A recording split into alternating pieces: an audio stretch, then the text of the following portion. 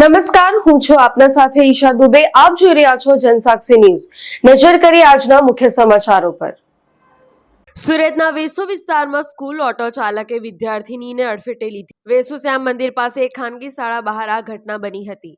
ઘટનાના વિસ્તાર પાસે લાગેલ સીસીટીવીમાં જોવા મળતા દ્રશ્યો મુજબ ખાનગી શાળાની બહાર વિદ્યાર્થીઓ ટોળામાં ઊભા હતા. જે સમયે બાળકોને સ્કૂલે મૂકવા આવેલ સ્કૂલ રિક્ષા ચાલકે અકસ્માત કર્યો હતો. ઓટો રિક્ષા રિવર્સ લેતા શાળાના બાળકોને ટક્કર મારી હતી. જોકે સમગ્ર ઘટના શાળાના સીસીટીવી કેમેરામાં કેદ થઈ જવા પામી હતી. આ ઘટનામાં 9 વર્ષની વિદ્યાર્થીની રિક્ષા નીચે આવી ગઈ હતી. જોકે સદનસીબે કોઈ જાનહાનિ પહોંચી ન હતી. ત્યારે આ ઘટનાને લઈ વાલીઓમાં ભારે રોષ જોવા મળ્યો છે અને આવા બેદરકાર રિક્ષા ચાલકો સામે પગલાં ભરવાની માંગ વાલીઓએ કરી હતી. પરેશ મારું, જનસાક્ષી ન્યૂઝ, સુરત.